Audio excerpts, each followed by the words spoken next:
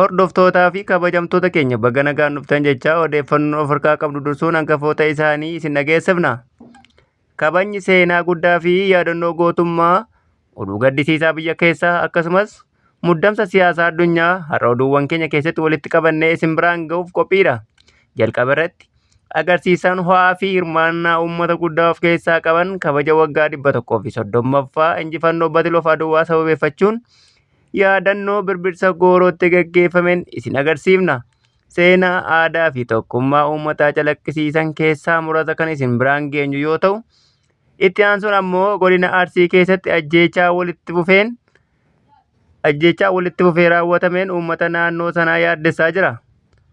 Aanaa Sirkaa fi magaalaa Asallaa keessatti lubbuun lammiilee bade keessaa ammoo barsiisaan Arabaa Xunnee halkan ajjeefamuu isaa kan isinitti himnu yoo ta'u, dhuma irratti addunyaan gara ba'a giddugaleessaatti ija qabdee jirti. Haleellaan Yuunaayitid Isteetii fi Israa'el Iraan irratti geggeessee fi tarkaanfii deebii Iraan fudhatte muddamsa siyaasaa ammeessuu mala jedhameetu sodaatamaa jira. Oduuwwan kunneen bal'inaan kan isin biraan geenyu yoo ta'u, nu waliin turaan affeerraa keenya yoo ta'u, kanneen chaanala Hundee Miidiyaa haaraa taatan sabiskiraayib gochuun waliin turaa jechaa oduun kunooti.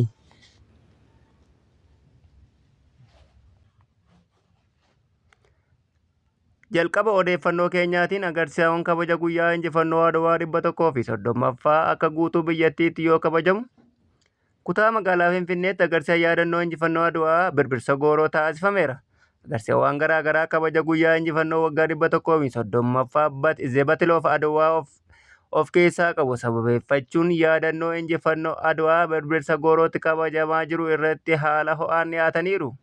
Sirnicha irratti agarsiisa kanneen keessaa agarsiisni aadaa fi sirboota garaa garaa, hiriira uffata aadaa garaa garaa, bashannana dargaggootaa fi daa'immanii, agarsiisa seenaa waraana Adwaa ibsu, akkasumas ergaa tokkummaa fi gootummaa calaqqisan dhiyaataniiru. Uummanni hedduun iddoo yaadannoo kanatti argamuun kabaja kana haala ho'aa ta'een irratti hirmaachaa turaniiru.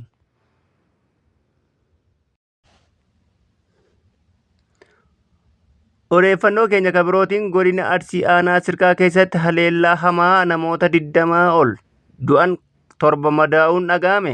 Godina Arsii aanaa Sirkaa ganda Jaawii Waachuu keessatti haleellaa hamaan raawwatameen namoonni hedduun lubbuu isaanii dhabuun himame. Akka jiraattonni Oromiyaa Miidiyaa Neetworkiitti himanitti haleellaa kanaan namoota 20 ol ta'an ajjeefamaniiru jedhan. Namoonni biroon 7 ammoo madaa'aniiru. Qaamni hidhate haleellaa kana raawwate qabeenya jiraattotaa saamuu fi miidhaa guddaa geessisuu isaaniillee jiraattonni kun ibsaniiru. Haleellaan kun hordoftoota amantaa Ortodoksii irratti kan xiyyeeffate yoo ta'u, hanga ammaatti ibsi mootummaa bal'aan dhimma kana irratti hin laatamne jedhamee jira.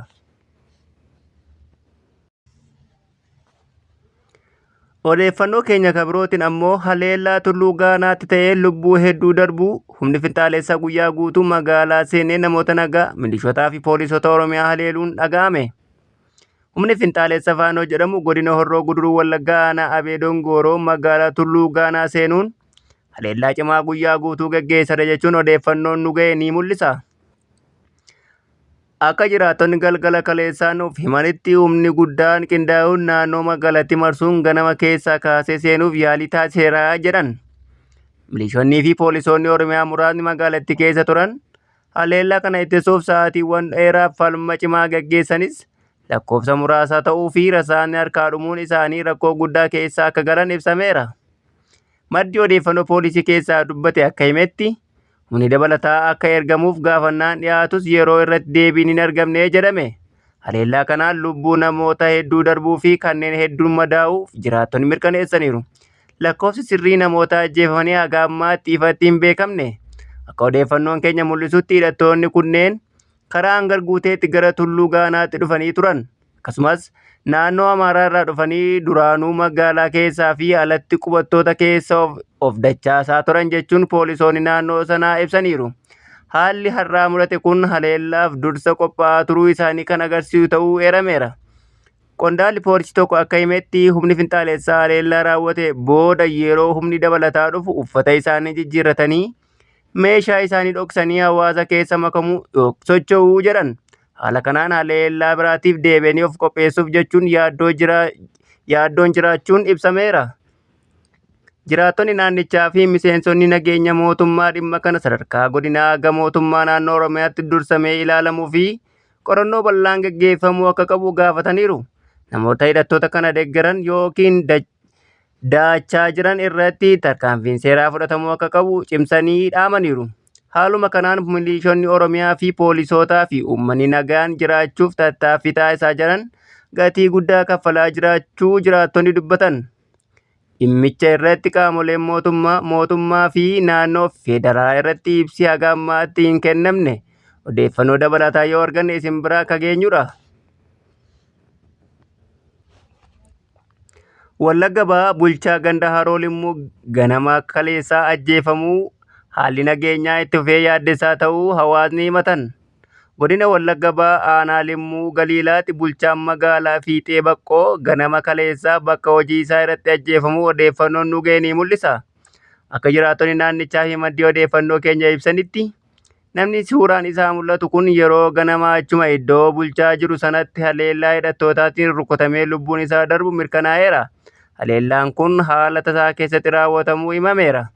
Jiraattonni dubbifne akka jedhanitti haleellaa kana raawwatan jechuun kan himataman humnoota finxaaleeyyii faannoo jedhamanii fi maddoonni keenya akka ibsanitti hidhattoonni kunneen yeroo darbanitti hawaasa nagaa irratti miidhaa geessaa turan. Manneen jireenyaa gubuu, midhaan qonnaan bulaa barbadeessuu fi qabeenya beeyladaa kanneen akka loon, hoolotaa fi re'oota saamuu raawwachaa turuu isaanii eerameera. Himannaan kun haga ammaatti qaama mootummaa irraa ifatti hin mirkanaa'in jira. Ajjeechaan bulchaa ganda kanaa haala nageenyaa naannichaa irratti gaaffii guddaa kaasu jiraattonni dubbatan. Akkasumas mootummaan aangoo irra jiru hooggantoota isaa illee balaa kana jalaa baraaruu dadhabuun isaa uummataaf wabii ta'uu danda'a jechuun yaaddoo isaanii ibsaniiru. Dhimmicha irratti qaamoleen nageenyaa mootummaa naannoo fi federaalaa hanga ammaatti ibsa bal'aa hin kennine. Qorannoon jalqabamuu fi tarkaanfiin seeraa fudhatamuu akka qabu jiraattonni fi maatiin miidhamtootaa gaafataniiru. Haalli nageenyaa godina Wallagga Bahaa keessatti yeroo ammaa yaaddessaa ta'uu fi tasgabbii waaraa agarsiisuuf tarkaanfiin ariifachiisaan akka barbaachisu yaadni hawaasaa ni mul'isa. Odeeffannoo dabalataa yoo arganne isin kan biraan kan geenyudha. Oduu gaddaa of harkaa qabnuun godina Arsii keessatti haleellaa fi ajjeechaa walitti fufee raawwatamaa jiraachuu uummata naannichaa sodaa keessa galcheera. Oduu duraan gabaafamne keessatti aanaa sirkaa ganda Jaawwii Waachuu keessatti haleellaa hamaan raawwatameen namoonni 20 ajjeefamuu fi torba madaa'uu isaanii jiraattonni Oromiyaa miidiyaa neetworkiitti himanii turan.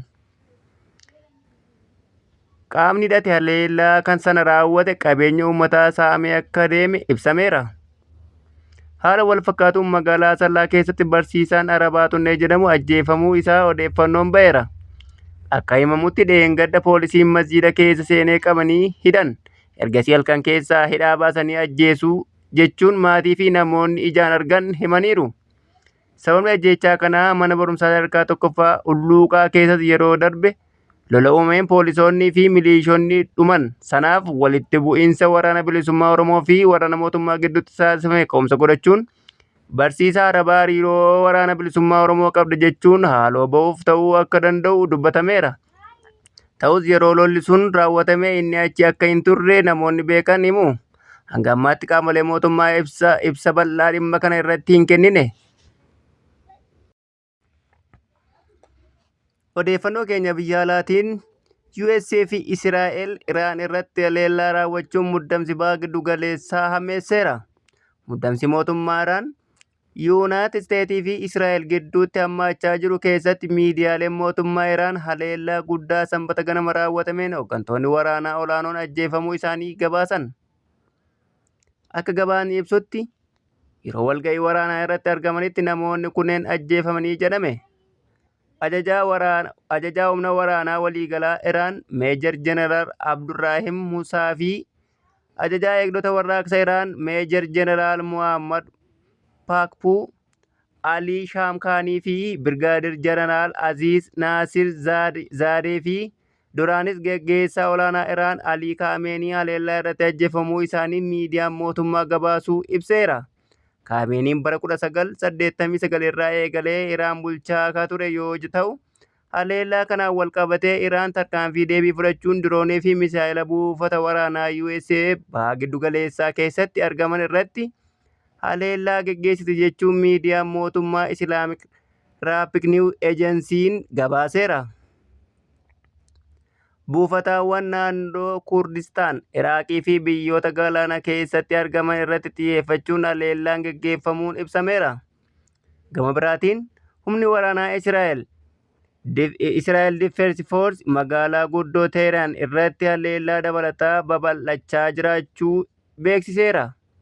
Dhimmicha irratti hoogganaan dhaabbata to'annoo niwukilaraa United Nations Rafael Grossi buufanni niwukilaraa Bushaarii Reektarii fi qorannoo Teeraanii fi iddoowwan niwukilaraa biroon hanga ammaatti miidhamuu isaanii ragaan hin jirre jedhan.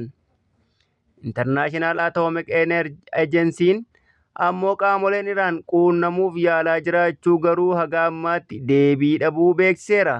Haalli kun gara walitti bu'iinsa bal'aatti ce'uu danda'a moo marii dippiloomaasiitti deebi'a ka jedhee eegalamu ka jedhu addunyaa biratti gaaffii ta'aa jira.